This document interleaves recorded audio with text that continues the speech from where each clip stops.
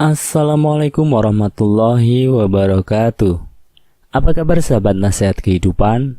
Kali ini saya akan kembali lagi menceritakan kisah misteri yang berjudul Amarah Desa Jin bagian yang terakhir. Yuk daripada kita lama-lama langsung saja ke ceritanya. Makhluk itu meronta-ronta. Wajahnya terlihat merah padam. Ia terus menatap benci pada Nyai. Wajahnya menegang, urat-urat tangannya menyembul seolah ingin keluar dari lapisan kulitnya. Ia sama sekali lebih kejam dibandingkan dengan kejadian ketika di rumah Nyai. Makhluk ini lebih agresif. Dia terus mengeram seolah menakuti semua orang yang ada mengerumuninya di dalam rumah Lita. Nyai terlihat sedikit gemetar memandangi suasana riuh seperti ini. Badan anak Nyai yang berisi makhluk itu pun mengamuk. Beberapa warga laki-laki langsung spontan memegangi badan anak Nyai itu sesuai instruksi dari Nyai. Tangan dan kaki dipegang kuat oleh 4 orang laki-laki, tapi itu nihil. Mereka bahkan tidak kuat menahan tubuh anak Nyai yang dirasa mereka sangatlah kuat. Nyai memberi instruksi kembali menambah beberapa lelaki hingga 8 orang yang memegangi anaknya itu.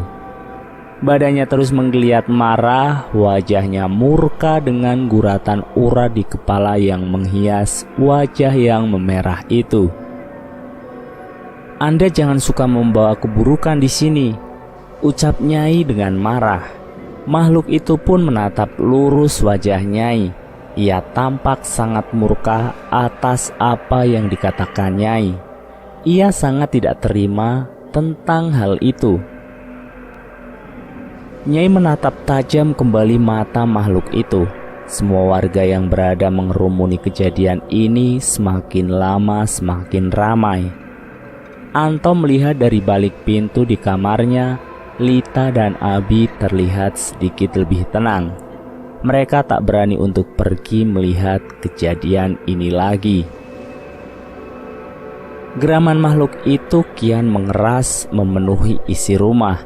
Nyai mencoba menenangkan makhluk itu untuk melakukan negosiasi kembali.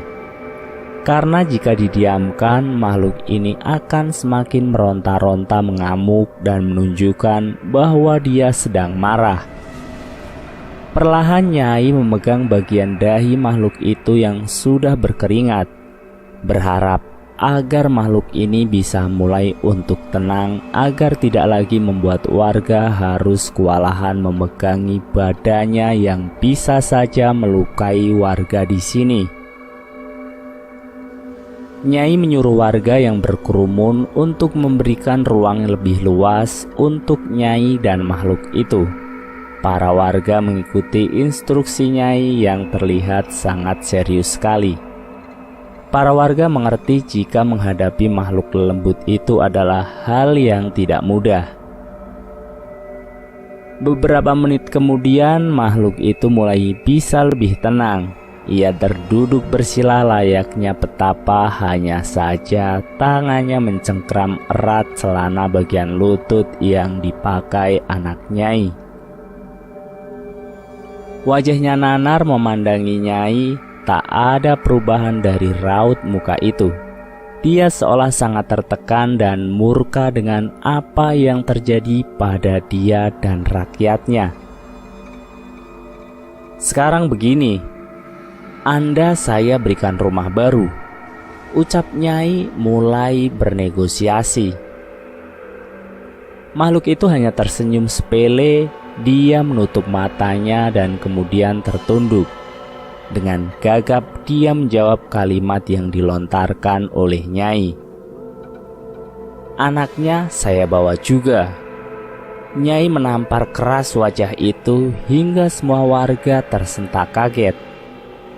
"Emang ya setan penuh dengan tipu daya? Kan Anda kemarin bilang ke saya ada 2 pilihan. Sekarang saya memilih untuk mencarikan Anda tempat tinggal yang baru. Kenapa jadi Anda ingin mengambil anak itu juga?" jawab Nyai dengan amarah yang sangat meluap-luap. Makhluk itu tampak tak merasa bersalah. Wajahnya mulai tersenyum kembali. Ia seakan sudah merasa berhasil melakukan tipu daya kepada manusia seperti Nyai. Nyai tertegun seperti memikirkan suatu hal. Ia menelisik jauh-jauh di dalam kepalanya apa yang mesti dia lakukan. Dia berada di posisi yang sangat sulit sekali kala itu. Suasana malam mulai menjemukan, tetapi warga masih ramai memenuhi ruangan tengah rumah Lita tersebut.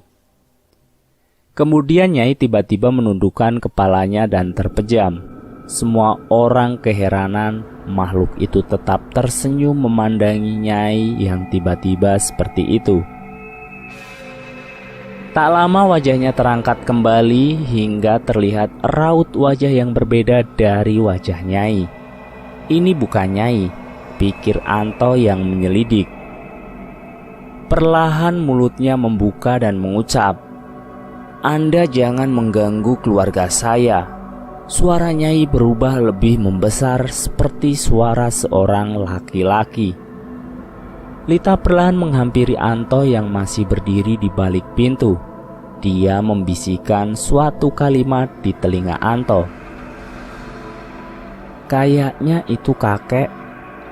Jin yang merasuki Lita dipercaya adalah kakek Lita, yakni kakeknya juga. "Kakekku dikenal sebagai orang sakti di kampungku. Beliau mempunyai ilmu pamacan."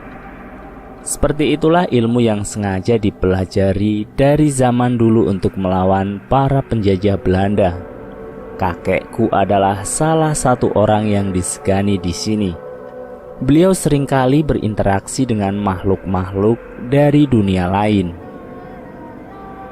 Makhluk itu pun terlihat menunduk. Nyai yang tubuhnya masih dikendalikan jin yang menyerupai kakekku itu mengangkat kepalanya dan terlihat ekspresi yang mengancam si pemimpin desa jin itu. Tampak kekesalan dan keputusasaan terlihat dari wajah makhluk itu.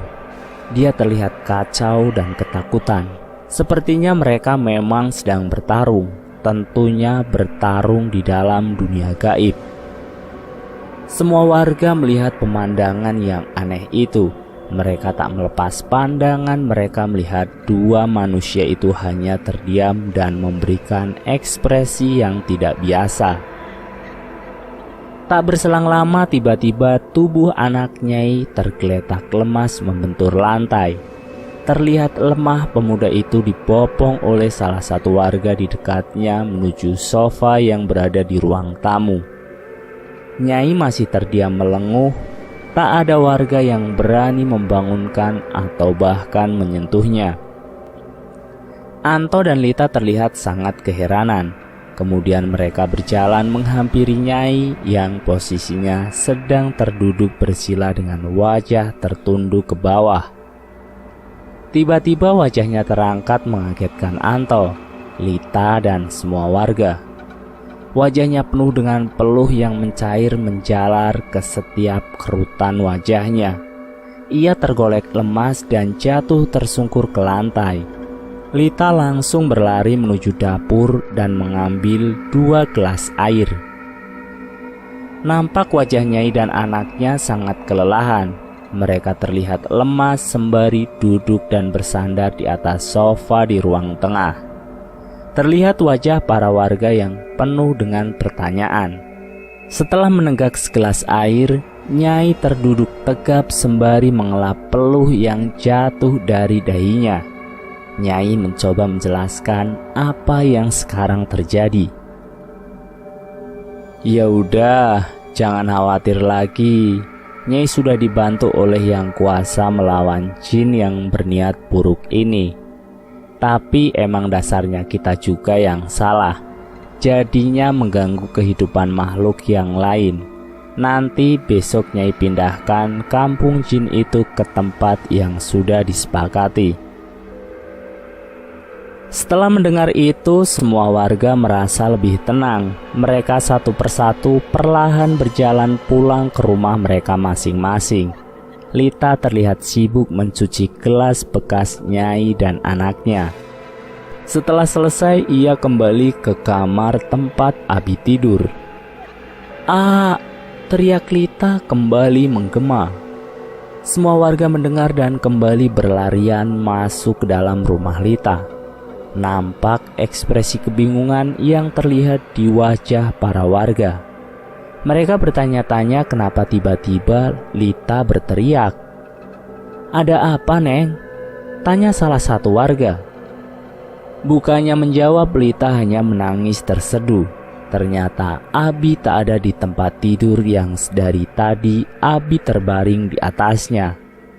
Para warga kebingungan. Tiba-tiba Anto berlari masuk ke kamar yang sudah banyak orang berkerumun.